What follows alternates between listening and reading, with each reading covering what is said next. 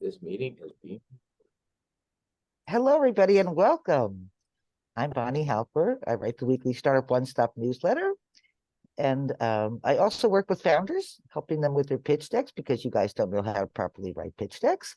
And then we make introductions to investors where and when appropriate. In fact, I'm here at a conference and I was talking to an investor. He said, "So what do you do?" And besides, pitch decks or pitch founders, and I told him about the fact that we write pitch decks. And he said, "I have companies I want to invest in. I'm going to send them to you because they need to fix their pitch decks because thank you, Sim. Often deals are syndicated and they have to, even if they'll write the check, they still need to present them to their other partners and people with whom they would like to syndicate it." I'll put my email in the chat at Bonnie@startuponestop.com. And thank you for being here. And I want to thank Joseph for hosting us. Joseph, Thank tell you. us about you.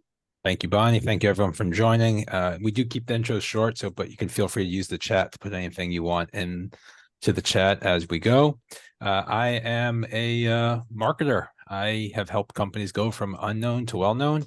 I enjoy the startup ecosystem, and I have a side project where I co-host a podcast on aging and longevity. I'll put my details into the chat, but appreciate everyone showing up here. I see a lot of friendly and familiar faces, so good to be here with you all, and looking forward to a great conversation.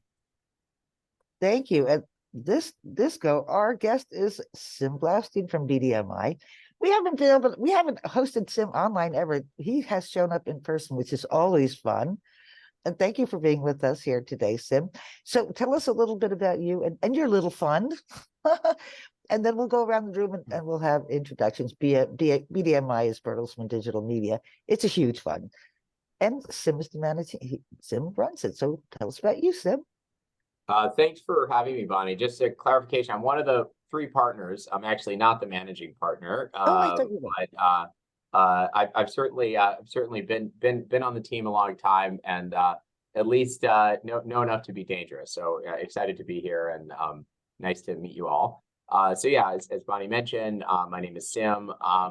I'll give the quick background. I've been in venture capital now for a long time. Also worked in some startups, some big companies, in corporate development, partnerships, marketing, and product management.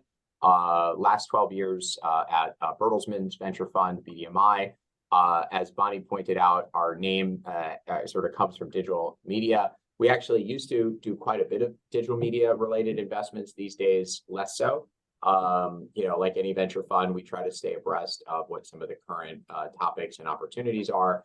And so while historically we've invested in a number of next-gen media companies and podcast businesses and, digital media enablement technologies, we're actually now spending a lot more time in things like enterprise software, fintech, of course, AI.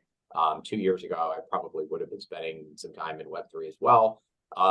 We still do actually a bit on the kind of B2B side of media. We have a number of investments there also, including ad tech, which kind of was a four-letter word for a while, and I feel like it's now slowly coming back into vogue.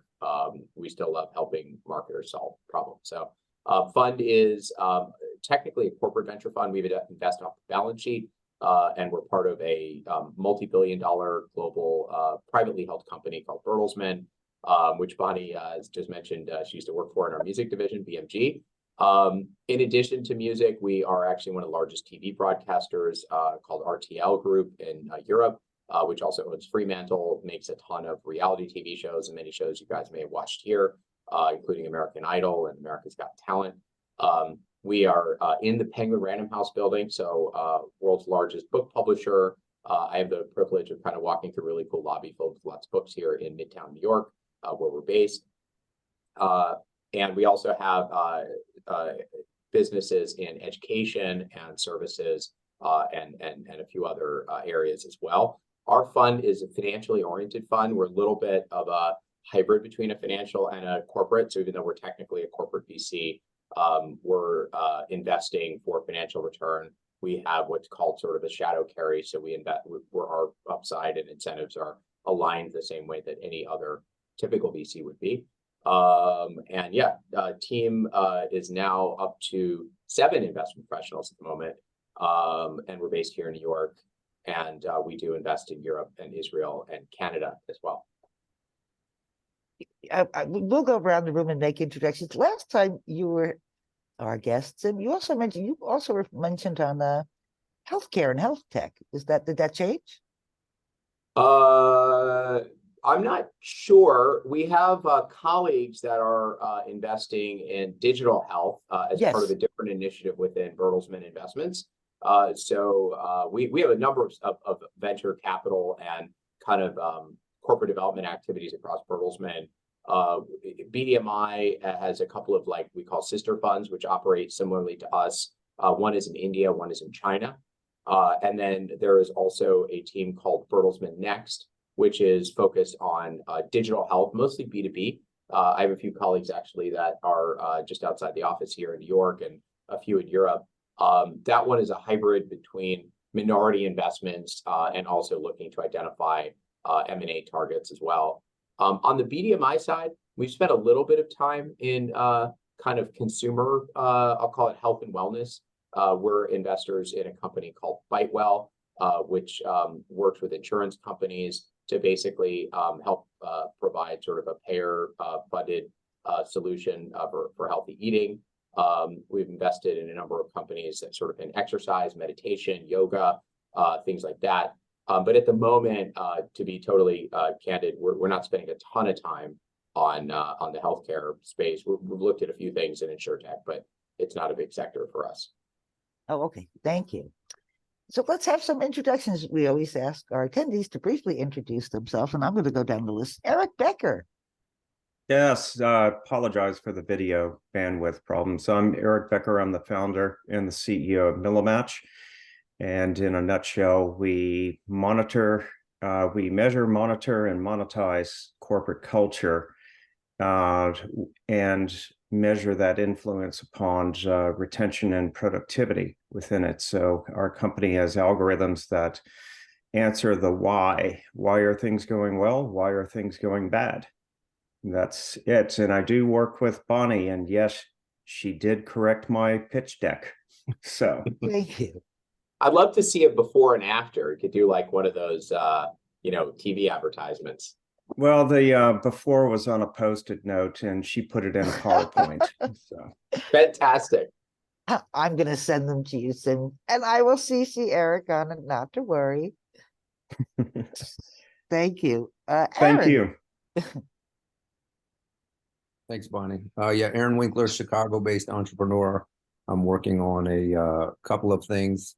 One is I call it Web 4, but you can't really. Can you start your own sector?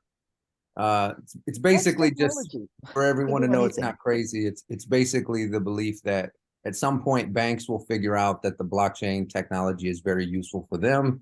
They will deploy it from their pillared position as heavily regulated industries, and then some of these solutions will start to make sense in the market. So that's kind of the general thesis. And there's a sidecar fund that is associated with it, which is called Information Capital. And then I have a passion for longevity, anti-aging. Joseph, I've got some people within my network, just luckily family and other connections that have forced me into the worlds of cellular reprogramming and RNA, and RNA's intersection with AI right now is becoming an unbelievable parallel. So those are kind of the areas that I dabble in.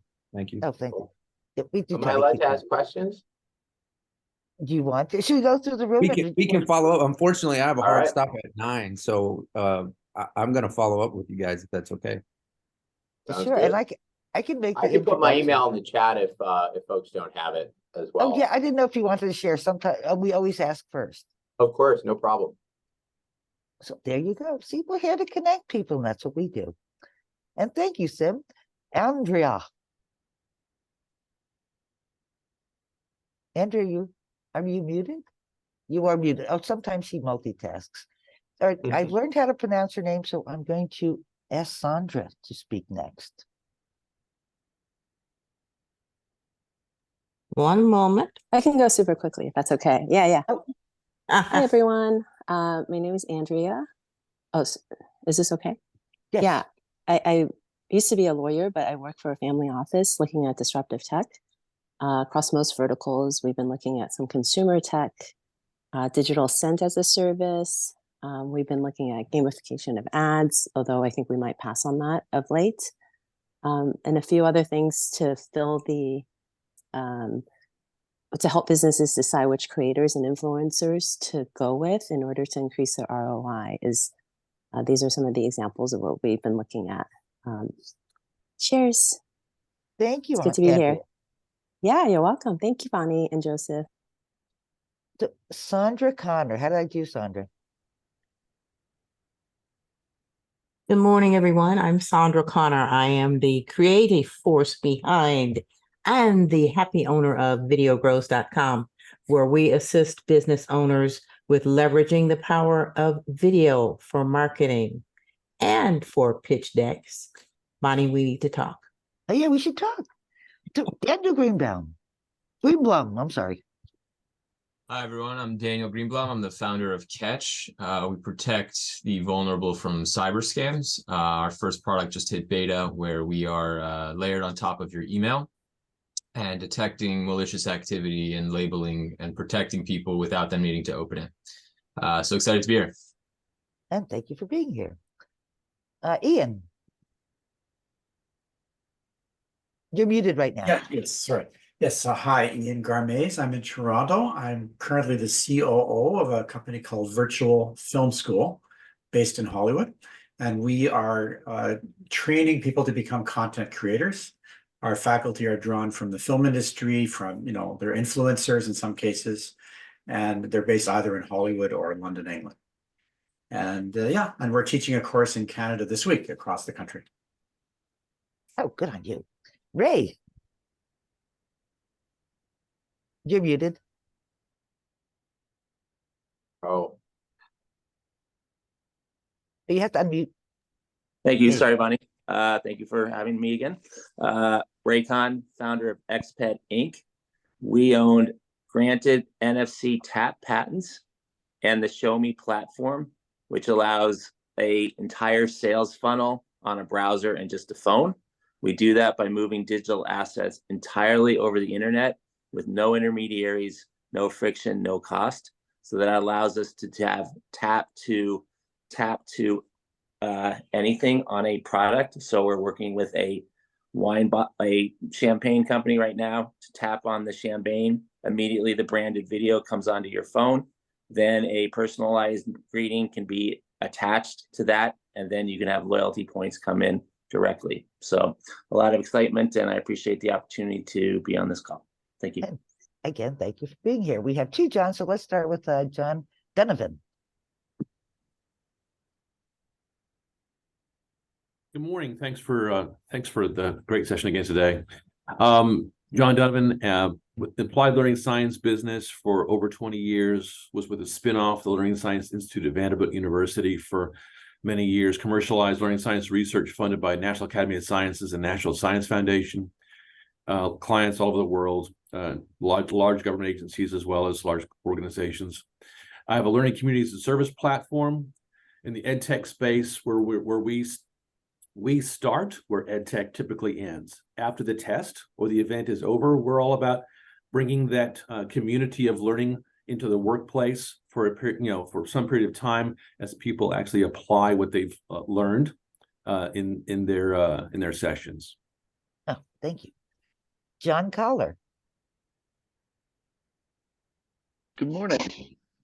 In the background, I have folks moving around here. We're having work done in my office space, so I got kicked out. Anyway, so if you hear bangs and drills, why, it's those guys, not me. I'm John Kaler. I'm part of a team of filmmakers and developers who have a service/product called Cine. And Cine is targeting B2B businesses that are involved in events and activities. So they could be event planners, it could be venues where we allow people to take video clips of events and activities that they're attending, put them up in the cloud, and we create using AI video, say things like a highlight reel, as well as individualized videos of the event and activity that they've been part of.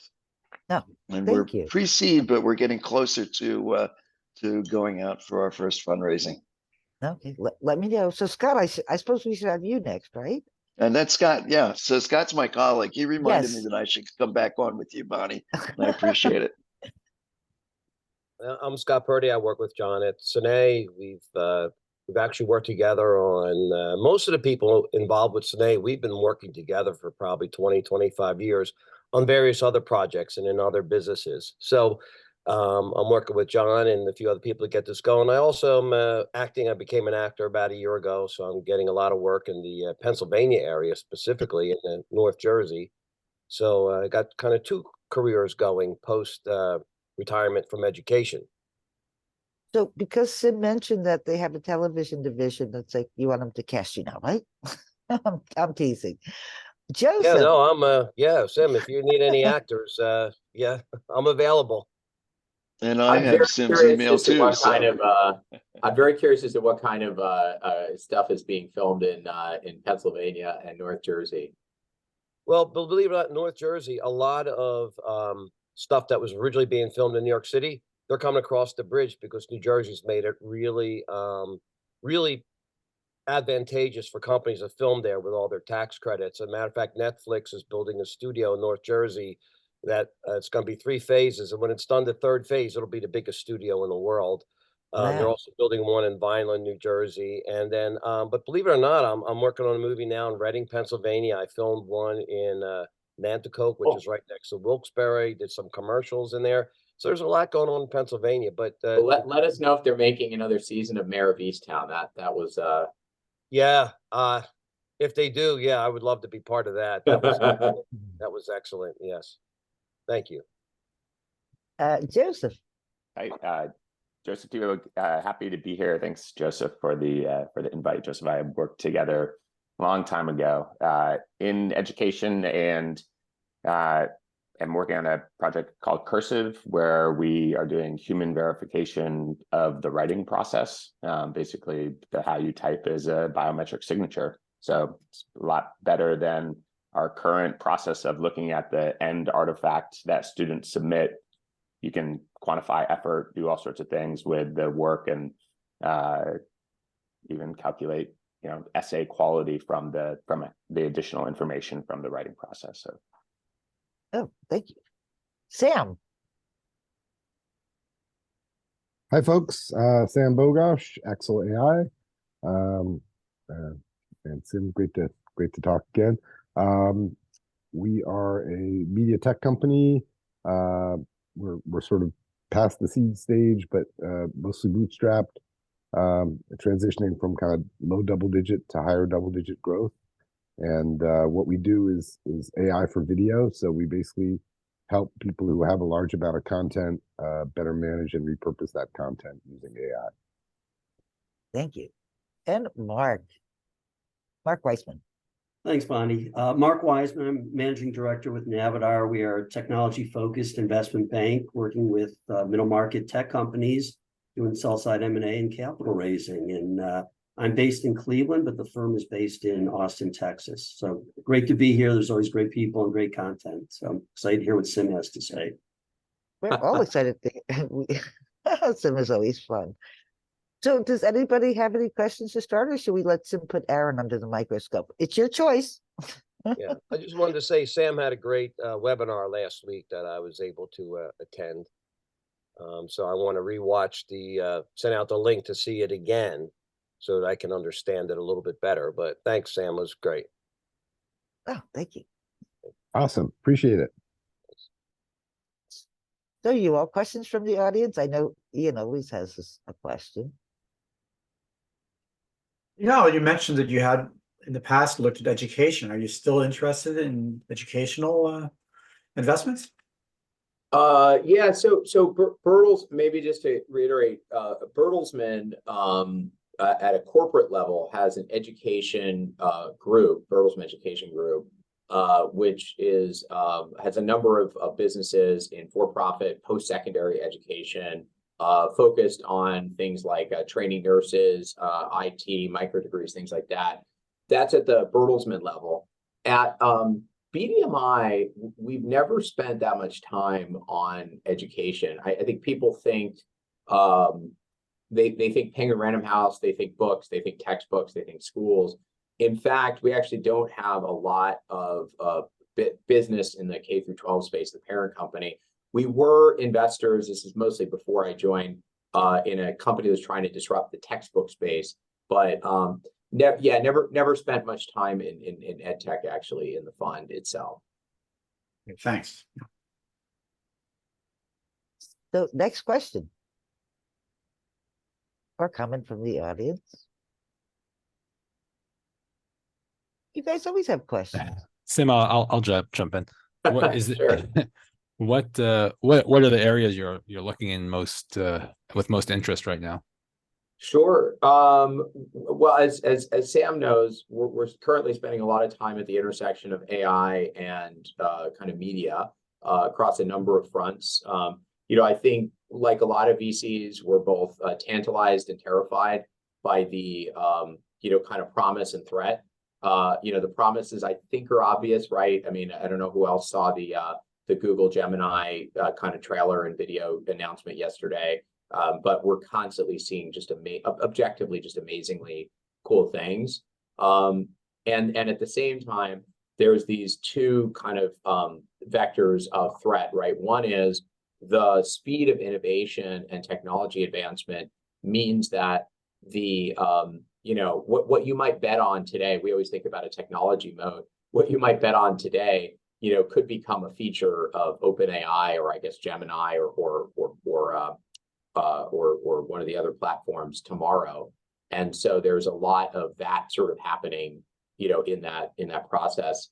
And then I think, I had a portfolio company anecdotally tell me that during all of the political stuff going on with OpenAI, with Sam Altman's ouster and the return, the ChatGPT, or I guess the B2B APIs, were actually down.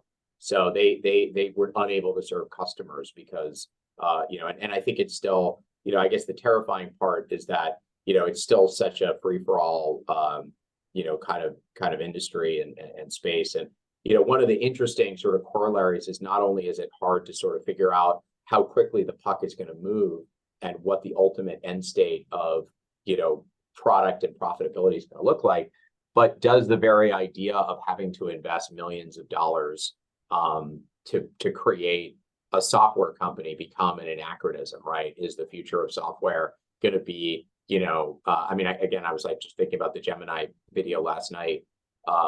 They basically it created I think like an on-demand planner in one of the videos to help someone plan, basically created software for consumers and application. Not to go on too much about AI, we're also spending a lot of time in fintech these days.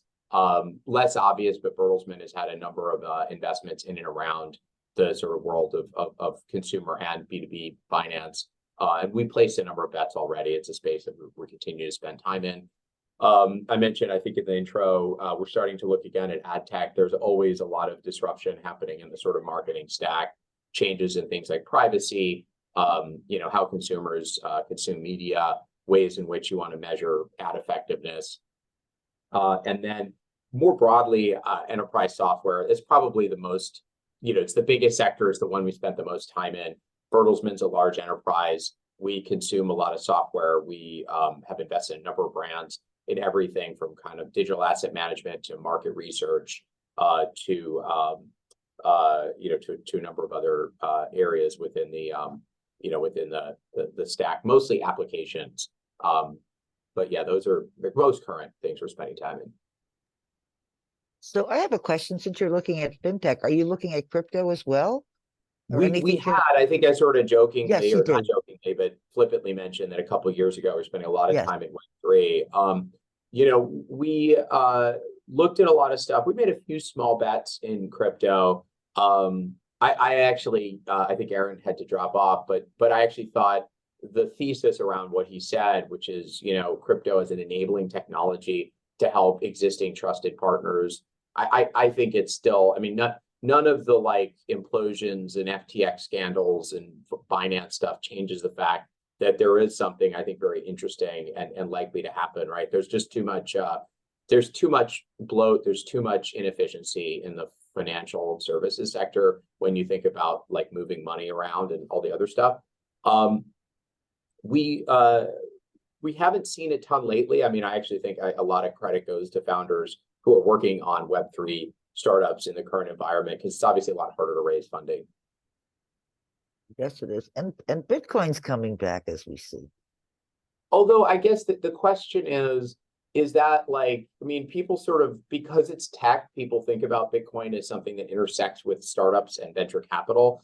It's a good proxy. I think it's fair to say like there's a measure like of sentiment, but if you correlated Bitcoin's price with investment activity, venture activity in Web3, I think that correlation would have completely diverged, right, about 10 months ago, 12 months ago. So like for a while, I'm sure that the rise in Bitcoin price would correlate well, probably Ethereum maybe more closely.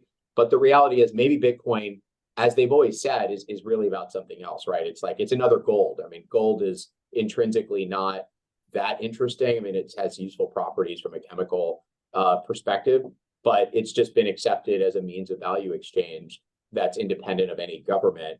And I think the idea of Bitcoin as a thing that looks or works like gold, but better, is great, but doesn't really mean much for, you know, does that really mean something fundamental for the tech space? I think the sort of underlying blockchain technology and how it might affect things like, you know, transferring, you know, money or trust or contract, smart contracts, I think is still going to be very interesting. Just also a question on the fintech subject. Would there be interest in companies who are looking to be acquired? Basically, that they want to sell, or they are you asking? to sell. Are you asking if we are looking at acquiring fintech companies, or what do you mean? Yes, acquiring, or if you have a portfolio or a portfolio company that potentially we may be interested. It could be a majority sale as well. I mean, they're looking at different strategies. A sale is on the table. Getting funding is also on the table. But would that be of any interest? Jory, you should introduce yourself too. So yes, yeah, I was going to say I didn't. I yes, sorry, I was in unfortunately in another meeting, so I came late. I also apologize for that. I'm Zeren, based in Zurich. I have a private banking background, so I currently focus on strategic partnerships and business development for a few companies, mainly in asset management and e-commerce areas. So this is one of the companies that I work with that is looking at different ways for the strategy. That sounds great. I think your question was, do we have any fintech portfolio companies that are looking to acquire other others, or would you be considering acquiring? Not to my knowledge. I mean, most of our investments are going to be focused on, you know, building and selling their own products. We do have a few companies at later stages that have done M&A or have looked at M&A. But not, as far as I know, we don't have anything in the fintech space that's actively kind of out there trying to, you know, make acquisitions. Thank you. I had a question. You mentioned, you know, in the intersection of AI and media and just in general, but as that's, you know, obviously the big buzzword of today, I'm curious, you know, from your perspective, where have you seen product market fit in its application in a true commercially viable sense? You mean for AI and media? Well, I think AI in general, you know, as my company kind of delves into it, I think it's just an interesting question. We see it work in the demo videos, but where are we seeing it? Where is it actually commercially viable? I mean, Sam, I feel like you better answer for that than mine. But yeah, I mean, you guys have a number of customers already live with your product, right? Yeah, we actually several hundred. Yeah. Yeah, and it's not just us. I mean, I think there's an awareness, like and thanks for the handout. I'll just say what I'm seeing out there. But I mean, we were at the IBC conference in Amsterdam a couple months ago, and there's definitely a fever a fever pitch of interest in AI for media. And a lot of these media companies who, unlike Bertelsmann, may not have had long-term investment strategies in the space, or even necessarily been that focused on the technology itself, are kind of realizing they need a strategy. So they're going, like, I need AI for media. Now, what kind of AI? What are their actual needs? They don't know. It's just that their boss told them, we got to do something about this AI thing. And but some of it is driving actual business, so our sort of deal flow has probably doubled in the last 6 months, precisely because bosses are telling their VPs, do something about that. Exactly what they decide to do and how that maps onto the feature set of the particular company, of course, is up for grabs. But we do think it's getting real. And what's interesting is, in our case, we were talking about AI for media for a solid 5 years. So we've been Axel AI since mid 2018. We've been saying your domain name probably is worth as much as our company, maybe. Yeah, who knows? Exactly. And plus, I mean, I will say that until last year, we would tell people we're Axel AI, and they were like, "Don't you mean Axel IO?" Because of Frame IO. They'd heard of Frame IO, and I would have to say, "No, it's about the AI, like AI for media." And they'd sort of shrug and they'd say, "Well, okay." They didn't. I think maybe just to expand or delve, I could go into a number of examples, and I think it's fair to say that we're still at the early stages of a lot of enterprise AI adoption. Daniel, you were probably alluding to the question of, is there a gap between what looks cool in a demo and what's actually scalable production technology? And I think there's definitely a few areas where we've crossed over whatever that what is it, the Clay Christensen line of, like, getting good enough and cheap enough. There's definitely stuff out there that's commercially viable 1000%. We're seeing it, obviously with software developers, using Copilot and others. On the media specifically side, I have a friend of mine who just invested in a company called Writer, which helps content marketers do a better job of writing. I'm sure, Joseph, you followed them or companies like them. And so there's a lot of folks, a lot of folks who are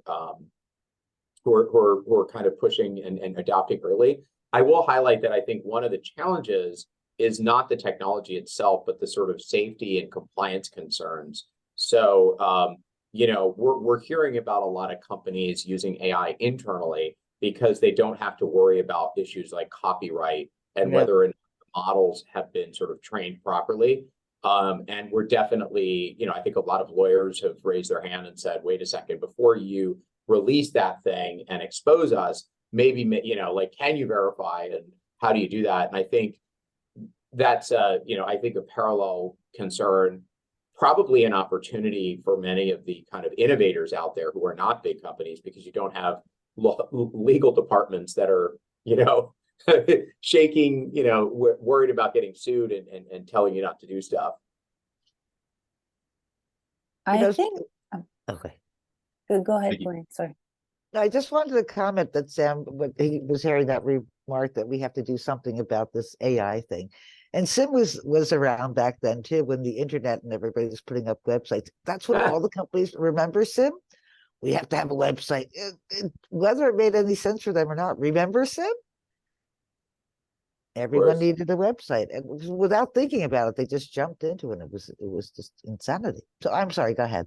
The hype word. I think also one of the big problems of the media companies is, even though they make revenue, the profitability is really down, and they're, the classified ads are gone, and it's they're looking for alternative solutions. So in one of the companies I work with, we are also enabling them to cut into the retail revenue, not just the advertisement revenue. So like direct sales that people can, instead of making the brands buy ads so that they can get customers, kind of enabling through the media, which already has created all this content, to be monetized. So I think nowadays, like as people are a bit more cautious, it can be interesting ideas to look at what's already in place and how to enable monetization of it, maybe through technology or some other creative thinking. Yeah, I mean, to that point, a big trend in the industry is what are called fast channels that are essentially dedicated niche streaming channels that consist of largely reprocessed legacy content. So they have the content, they just don't have anybody willing to watch it, at enough scale that it becomes an HBO show or something like that, or a Netflix show. But there's, a constituency for watching a stream of that content. And it's a booming area. There's the Indian company called Amagi that's a partner of ours, much bigger than us. I mean, they've raised hundreds of millions of dollars, but it's fascinating. Like, they invited us to exhibit at their annual event, and the kind of niche content, like horse shows and automobile testing, and the list goes on, right? That you would never actually watch unless you were deep into that niche. But they can monetize that content against niche audiences in a way that they couldn't do even a couple of and years also ago. Imagine while you're watching it, like you're there, you can, for example, buy that goods, anything with the rodeo, the boots, everything. Right. And from every transaction, the media company is also an entry point, and they're making a revenue. It's an additional, like a new revenue touch. Yeah, I mean, we're following very closely the growth of the content creation economy. There was a story in the Washington Post about a week or two ago saying that it's a $250 billion sector now. But it's kind of not well understood, and there's not a lot of coverage about it.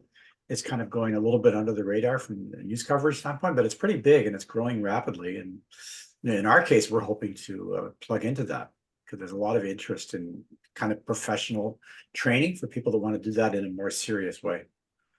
Oh, I know that affects ad tech. I mean, some money that used to flow into ads, especially in Europe and Asia, is now flowing into this kind of influencer marketing. What do you think about that, Sim? I mean, the line feels like it's super blurry, right? I think of content marketing or sponsor content or creator content or influencer, whatever you want to call it. If I pay an influencer to talk about my product in a video, I think of that as marketing, right? If I create a sponsored video. But I think you're right to point out that the line between how much of that is editorial versus marketing is very blurred. We're seeing companies, obviously the product placement space has been a thing for a while as well. Branded content has been a thing for a while. But absolutely, it's a growing space. I think it's interesting because you're starting to see those lines get blurred. One of the questions that I sort of think about is, at some point, do the tools get make it so democratized that the sort of, if everybody becomes a content creator, some people are like, okay, if everybody becomes a content creator, is it still a job or a profession where you can make money in, or is it something people sort of do? And, some people will say, well, that's going to make the best shine even brighter, because in a sea of a lot, you're always going to have a few big stars. Some people think it's going to be harder and harder to make money. I don't know. I find it fascinating space to watch. Yeah, I mean, the profits do seem to skew to a small subset. But some of them have incredible revenue, incredible profits. Yep. Anyway, thanks. Yeah. You guys, I have a question. You guys are looking at AI, and earlier, I think before we started recording, you mentioned that you have to be careful which technologies you can use because legal and blah, blah, blah, and it's a big corporation. So how does ChatGPT or sussing out other technologies fit into that, considering it's a big corporation? Since we know... Yeah, can you say more? What do you mean as an investment fund, or when I look at my colleagues at Bertelsmann, how do they think about D, C, all the above. As an investment, since how are you going to check it out when you know that a ChatGPT, for example, is scraping the internet and everything that's on your computer as well? Yeah, I'm not sure if ChatGPT is scraping my computer per se, but in terms of you know, when we look at our opportunities in the space, I think we're, you know, we actually see that as an opportunity, right? So, for example, I can't remember if we've announced the investment or not, but we recently invested in two different companies. One of which I know my colleague talked about on LinkedIn recently, called Spawning, which helps copyright owners sort of create like a robots.txt file that says "do not train," and it actually helps provide they provide a number of tools to help people that own content sort of flag and understand how their content is or isn't being used by LLMs in terms of training. That's sort of one area. I think related to that, there's another company, again, I'm not 100% sure if we've announced the investment yet, that helps in general enterprises restrict, protect, and create guidelines for the use of, you know, kind of ChatGPT-like products in corporations to help mitigate the risk that they're uploading or providing access to sensitive content. And you know, it's obviously always a threat, even outside of AI. But I think the worry that you can't just delete something once it's inside of a model and it's been used to train. So I think those are areas. We're also obviously seeing a lot of companies that are trying to say, well, we've got a sandbox.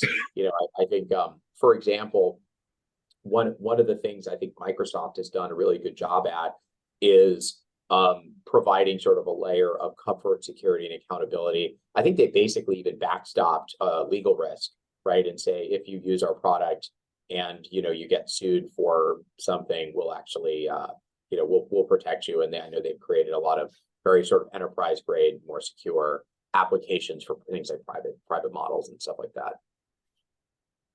Oh, thank you. Next question or comment on the topics being discussed? Yeah, a little bit. So I think Getty is involved, to Sim's point about Microsoft. I think Getty's in an interesting position where they're suing. Were they suing OpenAI, or I feel like they're suing a lot of people, but absolutely, yeah. They're always suing people. Yeah. But then I think they're also offering the license to use. I think they're kind of getting two bites at the apple, and it's kind of ingenious, right? Evil genius on the part of maybe some of their attorneys. But I'd be curious to see how that shakes out. And also, Midjourney and Meta are being. Well, I guess Midjourney is being sued exactly for what? I'm not sure. All I know is I know the attorney who's defending Midjourney.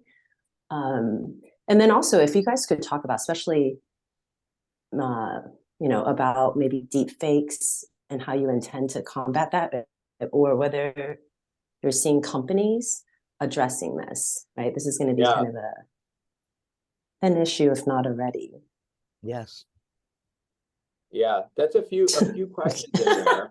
I'm trying to, I of course only remember the last one. I mean, on the lawsuits, I think I listened to an interview. I think it was on Kara Swisher's podcast with Barry Diller. I used to work at IC, so of course I had to listen to that. And it's amazing, you know, when you think about how long he's been in the internet and how insightful he is. But you know, he basically articulated the strategy that they're, you know, as content owners, they're not sure there's ever going to be clear legislation around AI, or maybe it'll take a while.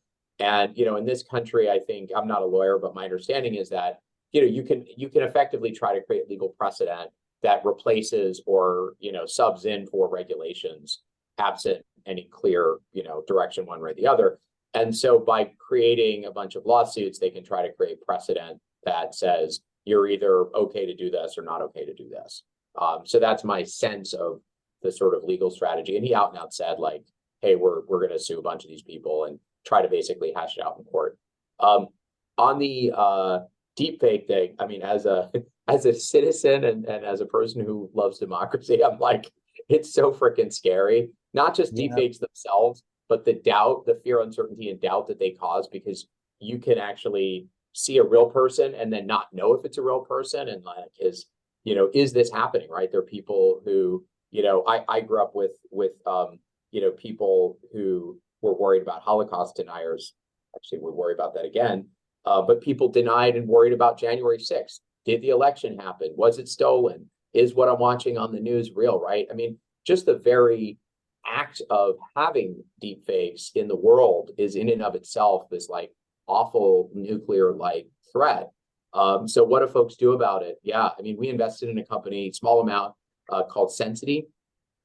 They provide tools to help detect deep fakes. Actually, there was a New York Times article that like reviewed 6 or 7 of them out there, including Sensity. And there's a few, some of them are better at certain types of content. Some of them have a higher rate of false positives. Some of them have a higher rate of missing, deep fakes and things like that. It's like a cat and mouse game, right? They're constantly coming up with new ways.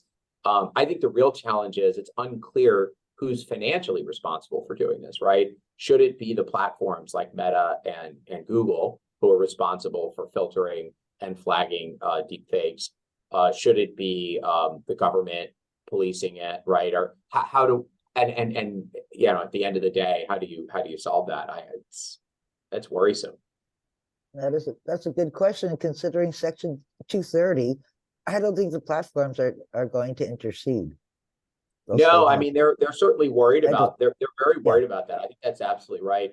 And it's not just deep fakes. I mean, I was talking to somebody yesterday about marketers using ChatGPT programmatically to create comments on social posts, right? So without actually having a human write and create a post, right? You can have a bot effectively auto-generate and sound more and more like a human.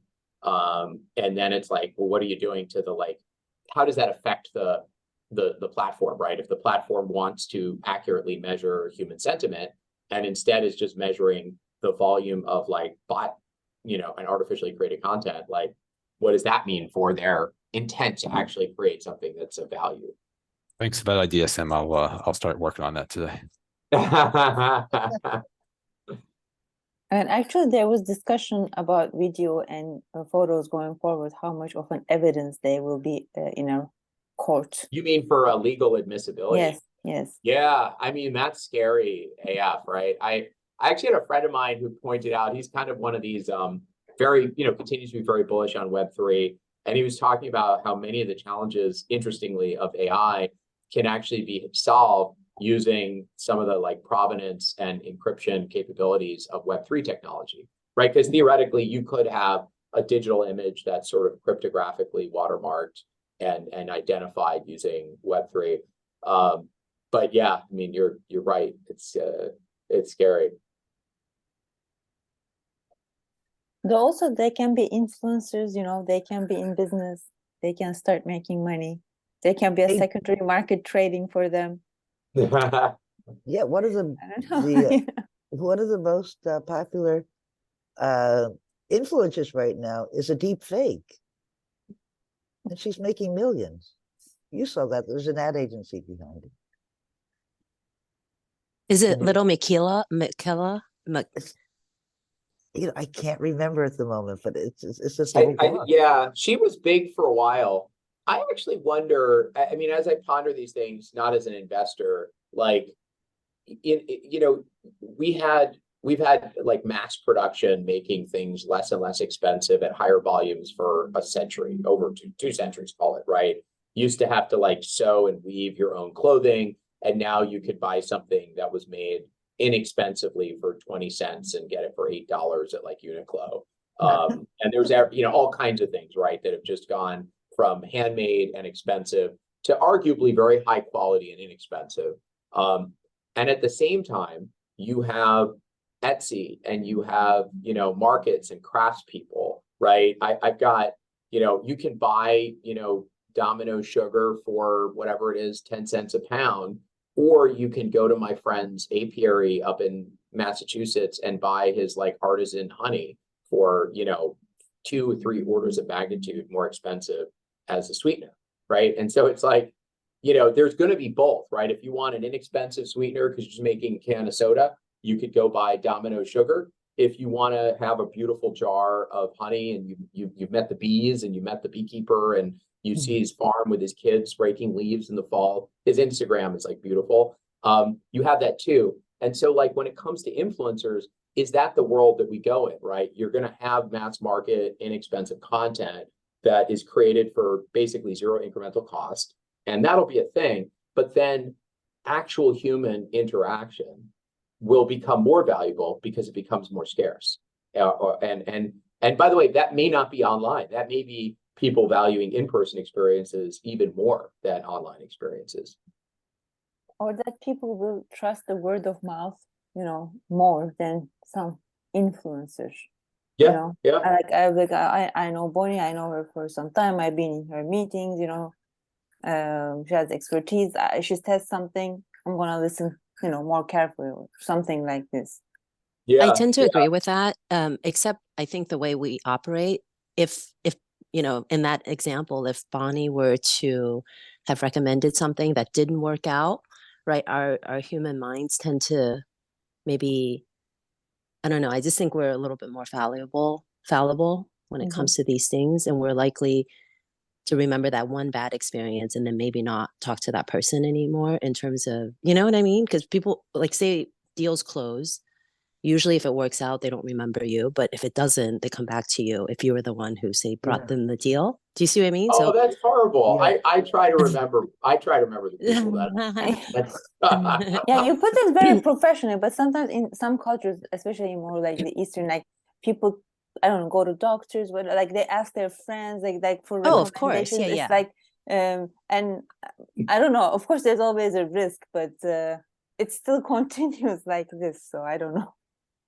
But I understand. No, me too. I know. What if the bots are out there giving false recommendations, especially in surgeons and all that? Yeah, yeah.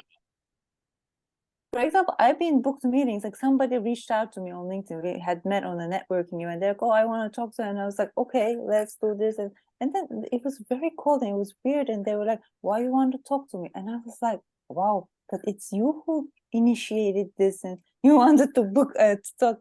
And then it turned out they don't even know it was maybe an assistant or maybe even a bot that just books random meetings. And I'm thinking they want to talk to me. They're thinking I want to talk to them. It's just weird, waste of time. But you know, I wanted to mention something since I've been sending out a lot of, working with a lot of founders and sending out a lot of text lately. And, I'm connected with, I use LinkedIn. Yes, I have people's email addresses, but I use it as sort of my online database. And I've noticed, and I don't know if you've done this as well, Sim, because I have your email from way back, that investors, especially, and angels, have been taking their emails off LinkedIn. And I'm here at this family office conference, and I asked them about it, and they said, because the bots are out there and you just get hit, that's why they're doing it. Interesting. Yeah. To the like, have I already been scraped? I wonder if it's like too late to take take my, it off. But that's why sometimes they do the dot. Oh, okay. Sorry. Yeah, no, I've seen that. Yeah. Although isn't the argument that you have a bunch of her email already has my thanks, Joseph.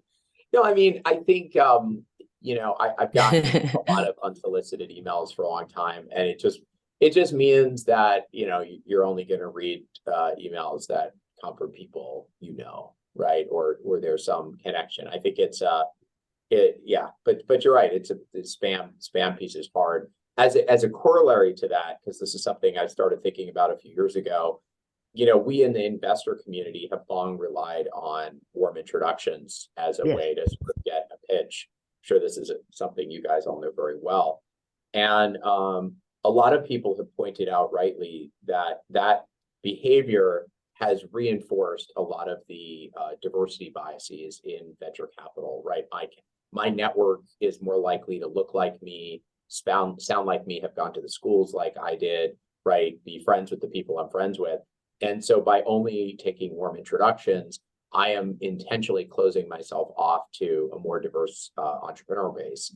And that's horrible. And I honestly, I've seen some articles recently about it. It's like, well, what are we going to do about it? Because the flip side is I could open up to cold inbound. Then I have to filter through all the people from HubSpot, which I just got an email from, trying to sell me software, and all the people, trying to raise money for a movie they're making in, I don't know, South America. We're not movie investors, and it's that game. But I also think that having some openness to the community and being accessible is important. And so I don't know. To some extent, this is a tangent. Accelerators have come in to fill the void because there are Y Combinator and many others are generally based on open applications. I'm sure if you know someone, you get fast track, but they do see and vet tens and thousands of applications a year. And those obviously are, another way of kind of getting in. But I still think it's not, it's definitely not enough.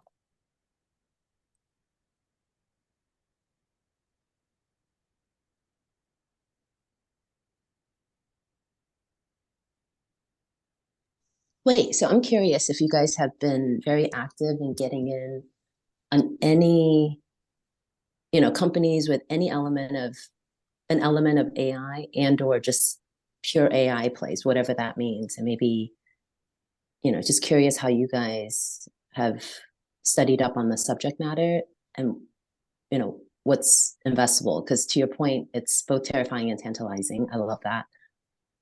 But have you been able to execute on anything as of yet?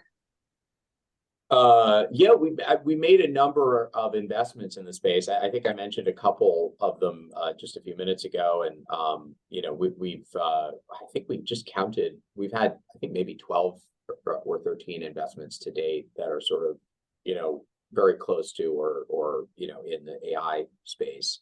And we have been doing it as long as Sam has, but I think one of our first AI related investments back in like 2015, 2016. Technically, maybe it was a machine learning company, but now, of course, they get to say it's AI. Yeah. Okay, cool.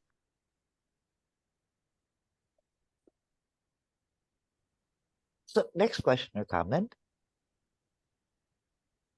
or an observation you might have, Sim, or something else that I think I've answered everybody's question. I'll do a question. You mentioned the in your view, what's the delineation between machine learning or AI? Because people use those like I'm not technical enough to know. I was actually talking to a colleague of mine yesterday, and we were looking at a AI company, early stage company, and I was like, let's see all the numbers. I want to see if the numbers are good. And she was like, it's early. We should really think about the product and the space and like the quality of the team. And I was like, candidly, the reason that I want to see numbers is because I'm not technical enough. I frankly don't understand the differences well enough to really say without data, without customer kind of vouchsafe, which is a better product or which is a better approach. And so I'm open to the things that I don't know. And frankly, we've tended to invest in companies that are more at the application layer and not at the fundamental technology layer. Every once in a while, we by accident kind of back a really strong technical team that does amazing things. And we're like, wow, you can do that? And they're like, yeah, didn't you guys invest in us for that? And we're like, oh no, we didn't fully understand that. We just pretended we did. I think Sam or John could probably give us some insight into the differences between AI and machine language. Well, machine learning, yeah. So machine learning is kind of a bounded instance of AI.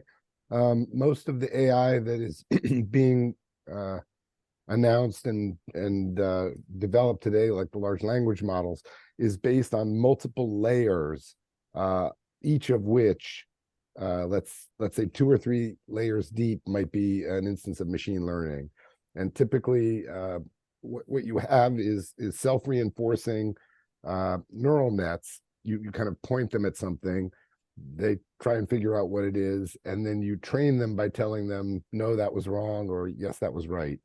That in a nutshell, that's machine learning. And then with the large language models and the more evolved AI stuff that's happening right now, it is using instances of machine learning as building blocks, essentially. So you say, if you wanted to build a brain, would you have layers of this stuff, stacked vertically? Would you spread them out horizontally and have them feed up in a pyramid? Would you have a giant, feedback loop of the feedback loops? So it's essentially about systems design, where the components of that design are machine learning engines, if that makes sense. And it's getting, seriously deep stuff. And a lot of it, my favorite quote on this is Jeff Hinton. This is from a couple of years ago in the MIT newsletter that they put out. He said, this field, and it's evolved a bit, but not that much. The field is a little bit like architecture before there was physics. He says, like, the Romans didn't have physics, but they had architecture. They could build aqueducts that stretched for hundreds of miles. They did all this crazy stuff, but it was all trial and error. Like the arches on the aqueducts, he gave this example. The arches on the aqueducts are round. He says, but presumably they just tried some stuff, and the one that worked best was the round one. Like we tried the it. ones that didn't work fell down. The ones that worked still standing. That was his analogy. He said we tried it square, it fell down. We tried the round one, it works, so we're going with round. And in the sense, all of the machine learning and AI stuff that you see today is like layers and layers of those kinds of ad hoc decisions, because they don't understand how it works.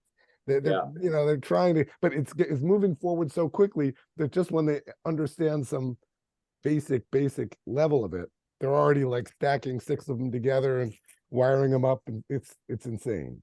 Yeah. That almost sounds too scary. Then it could get out of control and nobody knows what to do about it. Absolutely. That's the way it is. Concern. Yeah, that is the way it is. Even go ahead. Even Satya Nadella said it's like a black box. We have no idea how it works. You're putting it out there. You have no idea. It's frightening. Well, and I don't know if the last couple of weeks, there have been these exploits where people have been able to come up with prompts that surface the training material. Oh, interesting. Like you just ask it, like, give me an example of so-and-so, and throw in your phone number if and then they go and find the picture of the person and throw in that person's phone number, and it's all from their training material, which they're not supposed to expose. But if you create the prompt in a sneaky enough way, you'll get exactly that data, which is super terrifying, because these things are scraping everything known to man. Yes. Wow, that's actually I don't know how accurate it is, so I will not give names, but recently I heard of a major insurance company that changed all their decision making from human to all machine. So now most of the consultants who advise the companies, that they're saying, well, you should more likely get something, find out that the game has changed a little bit and that they need to adjust to the new matrices, and that can have a lot of cascading effects in the I wonder, I don't know if this is sort of related to your comment, Zarin, but I wonder if because machines have been helping insurance companies make decisions about people for decades, presumably decades, right? It's not they've got an algorithm, they're looking at a bunch of stuff, but like, I wonder if the challenge with AI goes back to that, like, Satya black box comment. They know that the AI said, don't give this person insurance, or don't underwrite this house. It just can't tell you why, right? And it's like, well, is it because it's in a flood zone? Is it because this person has bad credit? Is it because this person has a bad driving record? It doesn't know. You can't get the insight as to how the machine made that decision. And then separately, is where I'm not 100% sure on the technology side. What was I going to say? Is it consistent? In other words, 2 people that are sort of statistically the same in terms of their risk profile, does the AI give 2 different decisions? Although maybe that's a good thing. Maybe the AI picked up on something that humans missed, but. It kind of reminds me now with AI is where we were like in 1999. We were afraid what would happen, and when we turned 2000, all the computers. Right, the Y2K bug. Yeah, that's right. That's right. Yeah. The thing is, I mean, back to Bonnie, your Section 230 comment is very interesting, because it's like, who is culpable when AI does something bad, right? Like, you know, you've got this question of accountability, and say, well, you know, just like the platforms can say, we didn't write the, you know, the incendiary content calling for violent overthrow of the U.S. government. You know, that's freedom of speech, or we're just the platform, we just provide the tools. There's going to be, right, maybe the AI makes a gender or racially biased hiring decision, right? We recommend hiring this person over that person, don't even explain why, and it turns out that it has a strong bias in one direction, and in many states that's illegal. And you know, whose fault is it now, right? Is the company that used the AI that didn't tell it to be racist, is that company get sued, and are they at fault? Is it the software developer? Is it the person that trained the AI, right? I think they're presumably, like in all things, the lawyers are going to make all the money figuring all this out. Yeah, of course. I think a good example of the difference or the evolution, I think it is, of machine learning to AI is Google Translate. Google Translate, they would teach the machine through machine learning how to take an English language sentence and change it into French or whatever. And it was several years ago where they discovered that it was starting to create its own language and its own models that weren't directly based on what it was taught to do. And so that's, to me, is the real first part of the transition. And this was Google, so they had the resources and the computing power to do it. And they did not realize that the machine learning was suddenly creating its own information without them telling it how to do it. Yes, and And there's that's been what I've several. seen in a lot of other parts of it too. Oh, I'm That sorry. explains when I was saying nice to meet you in another language. People were like giving me bad looks. Apparently, I wasn't saying nice to meet you in their language. Did anybody see the movie Coda? No, but there have been several. No, there have been several examples of Seen what? that these. It's a great movie. Yeah, there's a scene in there where the teacher is saying sign language to the girl's parents, and he thinks he's saying nice to meet you, but meet became another word. He was nice to blank you, and the parents were like looking at him like he was nuts. But it was pretty. If anybody hasn't seen it, see the movie. It's one of the greatest movies ever. Sam, I did want to What's ask the movie? it's called Coda. It's on Apple. Oh, okay. Oh, okay. The Children of yeah. Deaf Adults. Okay. But Sam, have you in parts of your careers, have you ever mentored or do mentor emerging companies to help guide them on their paths? The short answer is yes. And sorry, I'm still trying to find this movie. It's CODA. Now you've got Oh, me. yeah. It won Best the movie ever. You don't say that lightly. I know. That Well, was there's also fun. Fauda. Yeah, Coda and Fauda Oh, are yes. both like really good. Yeah, I mean, I like to think that with many of my portfolio companies, the companies that I work with and have invested in, a big part of my role is mentorship. You know, it's you know, probably more prevalent with you know, with early stage companies, and you know, I don't pretend that I have a ton to offer later stage companies, although maybe in some small ways I do. But yeah, for sure. Oh, can we talk a little bit about carbon footprint of Gen AI and how that may or may not, I don't know, I'm just curious if we step back and just in terms of all the compute power, if Bitcoin mining was bad, Gen AI is, so yeah, that's a good question. I feel like I think the criticism of the carbon footprint of Bitcoin was that it sort of felt unnecessary, right? It was literally just like, let's light a bunch of oil on fire and burn a bunch of heat and make power for the purposes of speculating and, you know, moving bits around, right? I think that was the criticism there. I think with Gen AI, like any other kind of computing platform, there's an argument that there's an economic benefit, right? If it's answering questions, if it's coming up with new molecules that will potentially cure types of cancer, if it's, you know, making beautiful artwork, right? Like it's providing some tangible economic value, not to downplay the value of crypto, but, you know, I think the criticism of proof of work with crypto mining was specifically that it just seemed very wasteful objectively. But I don't know if is Gen AI sort of like intentionally wasteful, or is there a level of kind of what, you know, overuse or increased footprint as a result? I don't know. I can talk to that a little bit. So right now they're doing it all with brute force, with massive GPUs that are way over provisioned in terms of the accuracy of their results, as well as just the complexity of the chips. As the technology evolves, they're getting smarter about it. So in the last couple of years, there's been a big move from 64-bit to 32-bit, because you can get twice as much stuff done. You just don't need the extra accuracy when you're simulating these networks. In fact, there's some evidence that they may even end up with integers, like 16-bit integers, which are way less work. Likewise, a big new trend is what's called sparse matrices and sparse tensors, where you just don't need a giant spreadsheet, you know, 1,000,000 by 1,000,000, when you only care about the upper right corner and a few values there.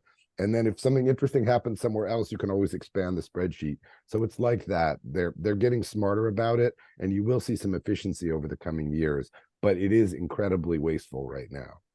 Yeah, and I think we're Oh, go ahead. Sorry.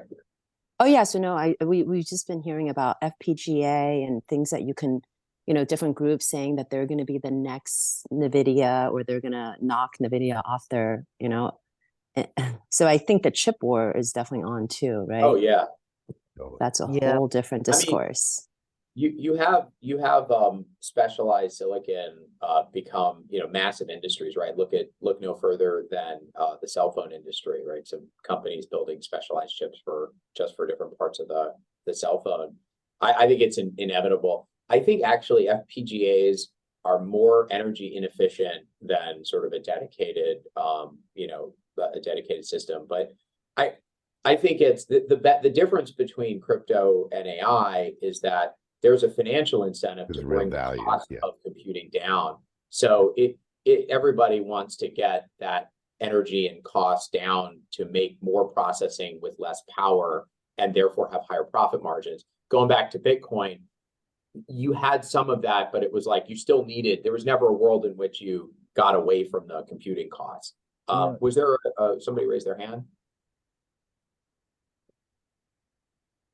I don't think so. And that's the same thing with the AIs too. They're very power intensive, or even they use a lot of humans to correct things. A lot of it's very cost intensive.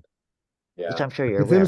Sim's point, they charge at the back end something. Admittedly, it may not be economic, like minute to minute, month to month, but the goal is to deliver value for cost input, electricity input, and so there's all kinds of good incentives for them to get that right over time. Whereas the problem with Bitcoin was there were perverse incentives, like the more wasteful it was, the longer your encryption key, whatever the hell, and it didn't make any sense at some level. Yeah. Right. Should we do? I know people are starting to have to drop off. I've got to run. I actually have to go well. as well. Should we do one last question or comment?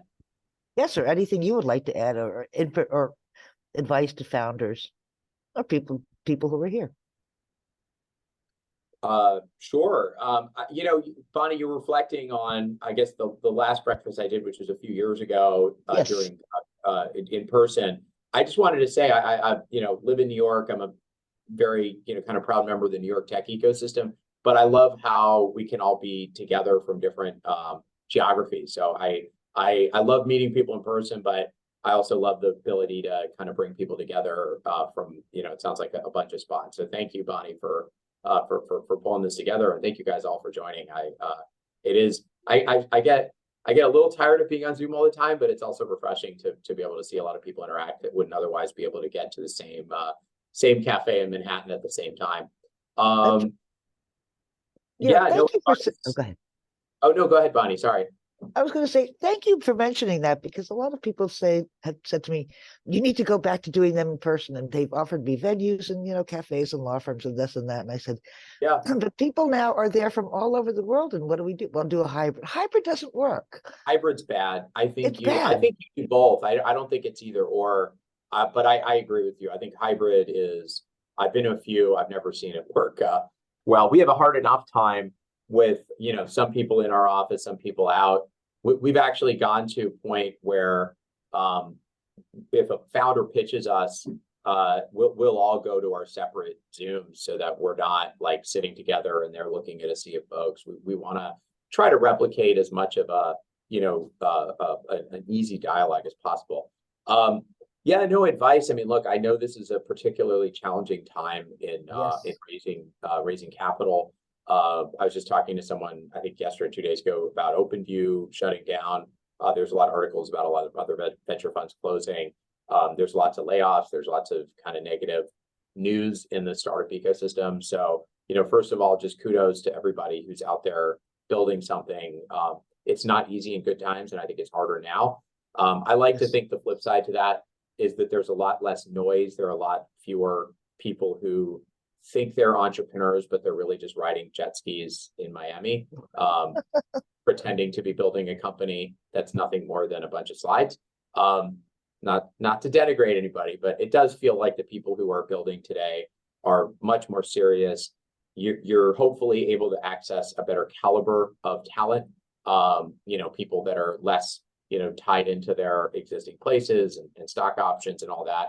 So I do think that there's some bright spots to that, but just kudos to all of you who are building new products and new companies. Thank you so much for joining us today, Sim. I really appreciate it. It's always amazing. Yes, it was fun in person. I'd love to do that again, but thank you for putting up Zoom yet again. All right. Have a great day, everyone. Thanks for joining. All right. Bye-bye. Bye-bye.